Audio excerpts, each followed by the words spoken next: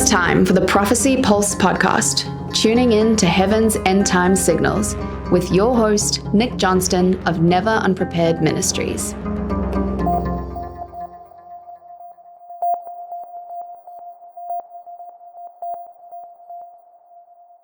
Well, good morning, George. Good morning, Nick. It's good to see you again. Yeah, thank you. Good to see you. We're going to try to get through session 1 today. It's a lot. It's first 6 chapters. Mm-hmm. There's a lot of material we talk about to kind of lay the baseline before we get into the end times, because you have to understand some of the baseline and how this book was put together.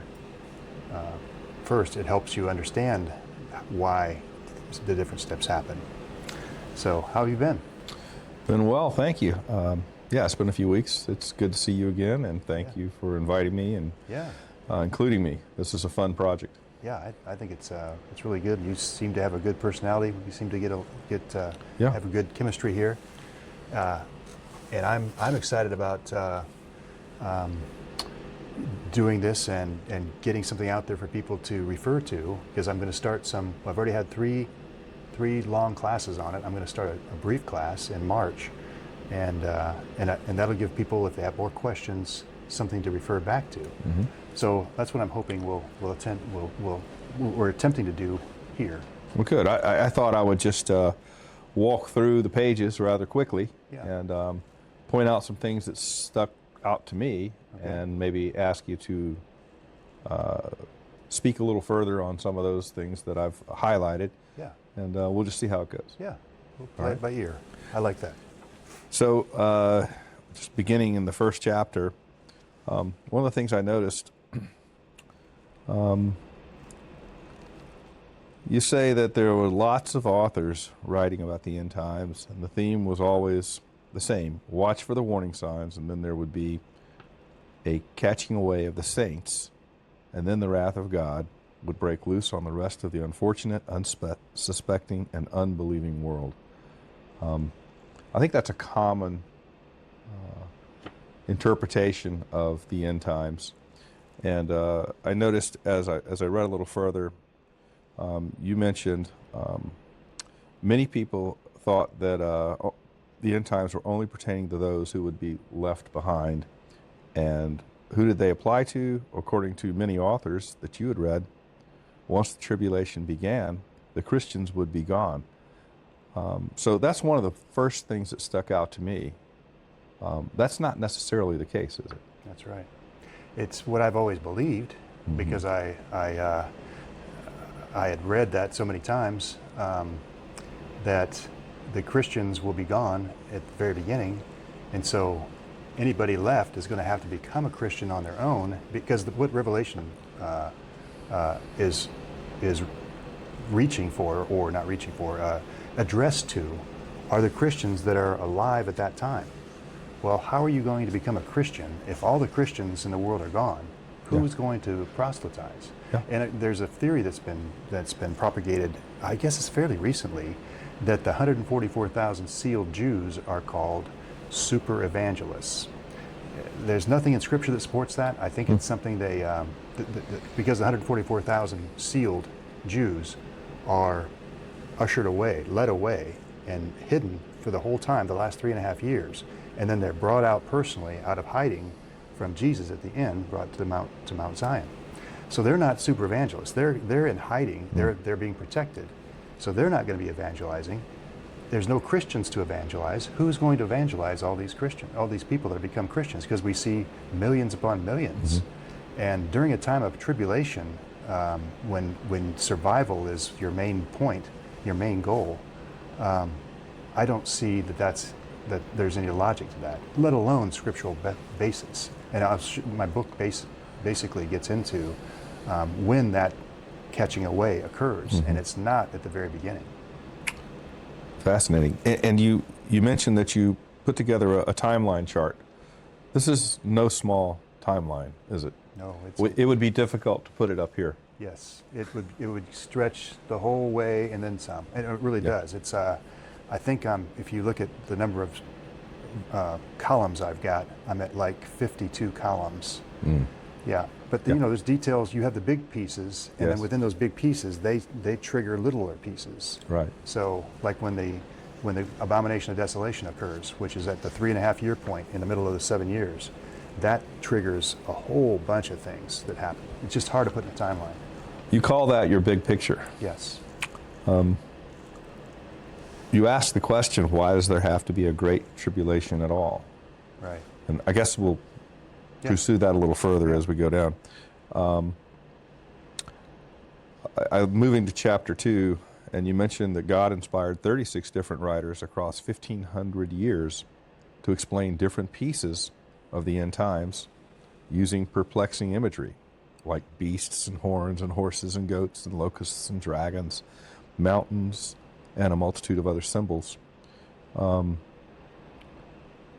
And you make the point that biblical prophecies are meant to be understood at just the right time. Are we at that right time? I think it's hard to say we are not, because there are so many people right now interested in the end times. We're getting new understandings of the end times. It's things we didn't understand before. I think we're being prepared for it. And the why I mentioned there's so many biblical authors that have dealt with the end times is most people, when they think of the end times, think instantly Revelation. That's where it all is. Revelation is only 404 verses.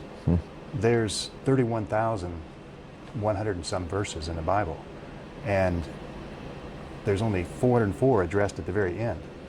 Revelation is one of the smaller books about the end times.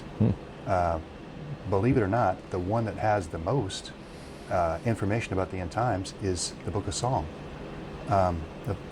There's probably twice the number of verses dealing with the end times in Psalms than there are in the entire book of Revelation. I didn't know that. So you really, if you just try to find the end timeline out of Revelation, you're only getting a very small portion of the picture.